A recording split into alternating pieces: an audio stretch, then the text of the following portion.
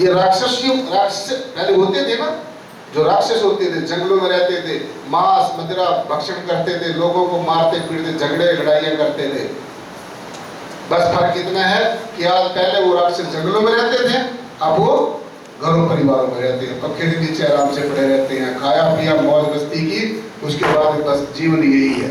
लेकिन दोस्तों ये जीवन नहीं है, ये जीवन नहीं है। ये तो आप अपने आप को नरक में डाल रहे हो, जानबूझ के डाल रहे हो। सो इससे ऊपर उभरना है। जितनी ज्यादा आपके कर्मों का भार है, उतना ही ज्यादा आपको सुमरण करना पड़ेगा।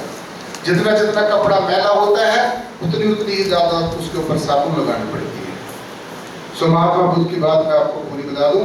महात्मा बुद्ध ने 12-13 साल के बाद में जब तपस्या किया, घोर तपस्या करके सब चीजों से विरक्त हो गए।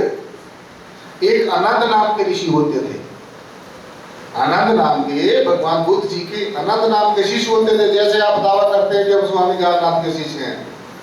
आप सभी कहते हैं कि कोई पूछेगा आपको कहां से ज्ञान लिया हुआ है, निराकारी जागृति मिशन से लिया हुआ है। कौन है तुम्हारे गुरु? स्वामी ज्ञाननाथ है। बस आपने इतना कह दिया, भाई इसको भी बच्चे को कुछ पिलाओ, दूध पिला दो, पानी पिला दो, गर्मी हो रही है। सुनो, ध्यान से सुन रहे हैं, आपने तो कोई ऐसा ना बैठा हो।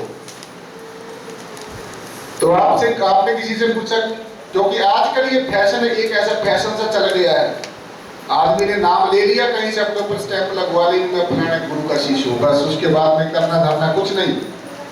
लेकिन ऐसे करने से महापुरुषों काम नहीं चलने वाला। आप कितना भी लाभ कहते रहो, मैंने स्वामी ज्ञाननाथ से ज्ञान लिया हुआ है, मैं उसका शिष्य हूं, जब तक मेरी नजरों में आप पास नहीं है, मेरी दृष्टि में आप पास नहीं है, तो ऐसे कहने सुनने से कोई पता नहीं चलेगा। और इसी करके बार बार आपको बताया जाती है ये बात। और ये भी मत सोचना कि जिस संत महात्मा के पीछे लाखों लोग होते हैं, वही संत कोई बहुत समर्थ वाला होता है, ऐसी बात नहीं है। अगर सच्चाई आपको मिलेगी, अगर सच्चा ज्ञान कहीं पर मिलेगा, तो ऐसे ही कहीं कोने में लगा हुआ कोई संत महात्मा बैठा होगा, वहीं से मिलेगा। ये सारे वैभव हैं, ये जितने लोग ज्यादा लोग ये संतों के पीछे जो लगते हैं, ये वहां के वैभव देख के लगते हैं, वहां के सुख देख के लगते हैं, वहां की जमीन जायदादें देख के लगते हैं। सो इसलिए सच्चाई को कभी आंच नहीं होती, सच्चाई की हमेशा जीत होती है, और बुराई की कभी आज तक कभी भी बुराई की जीत नहीं हुई। संतों महात्माओं का लोग जितना विरोध करते हैं, तो बाद में जाकर क्या होता है आपको सबको पता है। जिसने भी किसी संत महात्मा का विरोध किया, ईर्ष्या की, द्वेष किया, बाद में उस आदमी का क्या हाल हुआ तो मैं बताने की जरूरत नहीं है। सो महात्मा बुद्ध जब सारी चीजों से विरक्त हो गए, उसके शिष्यों ने भी, जैसे आप लोग भी मुझे आजमा के देखते हैं, सभी चीज देखते होते हैं अपने गुरु को आजमा कर। ये शुरू से रीति रही और देखना भी चाहिए, अपने मास्टर को देखना चाहिए कि मेरा मास्टर कितना कॉम्पिटेंट है, कितना उसके अंदर मतलब कोई बात, उसकी बात में कितना क्रेडिट है, ये देखना भी चाहिए। आप ही नहीं, सब देखते हैं। हम लोग भी अपने गुरु जी को देखते थे कि क्या ये जो बात कह रहे हैं ये सत्य है।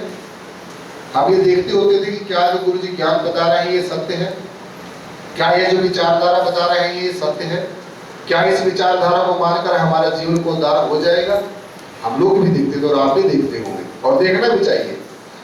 तो आप ये देखते होंगे कि इसमें स्वामी ज्ञाननाथ जी जो हमें बताते हैं, क्या ये सत्य है? मैं एक बात आपको बता दूं कि दुनिया में कोई चीज सच्ची हो या ना हो, उससे मुझे कोई मतलब नहीं है। जहां तक ज्ञान की बात है, संसार के जितने भी विषय हैं, जितने भी सब्जेक्ट्स हैं, जो हम स्कूलों, कॉलेजों, यूनिवर्सिटियों में और जगह पढ़ते हैं, ये अपने घर परिवार से जो भी शिक्षा लेते हैं, वो सब चीजें साथ संगत जी अपना जीवन चलाने के लिए है। उससे मोक्ष और मुक्ति का कोई मतलब नहीं है। मोक्ष और मुक्ति को प्राप्त करने के लिए ये जो हमने जीवन लिया है, इसमें और तो कोई तरीका कामयाब है ही नहीं है, सिर्फ अपने सदगुरु की बात को मानना। लेकिन अगर आप उस चीज को पूरी तरीके से अपने अंतर्करण में धारण कर लें, तो कितना मजा आएगा। एक मिठास की एक बूंद भी अगर आदमी अपने जीभ पे रखकर चाख ले, तो उसको कितना मजा आता है।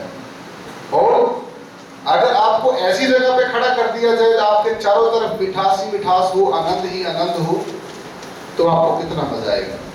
मेरा कहने का भाव कि परमात्मा एक समुद्र की भांति है। ये जो निराकार सत्ता है जिसका आपको ज्ञान दिया गया है, आप दुनिया के किसी भी मिशन में चले जाओ, किसी भी गुरु के पास चले जाओ, किसी भी संत के पास चले जाओ, इससे श्रेष्ठ ज्ञान आपको कहीं भी नहीं मिलने वाला। और अगर किसी के अंदर ये जिज्ञासा होगी क्या इससे आगे भी कुछ होता होगा। एक बार मुझे बात याद आ गई इसी बात के ऊपर, गुरुदेव से, सतगुरु चर्चा बाबा लक्ष्मण सिंह जी महाराज से एक शिवदास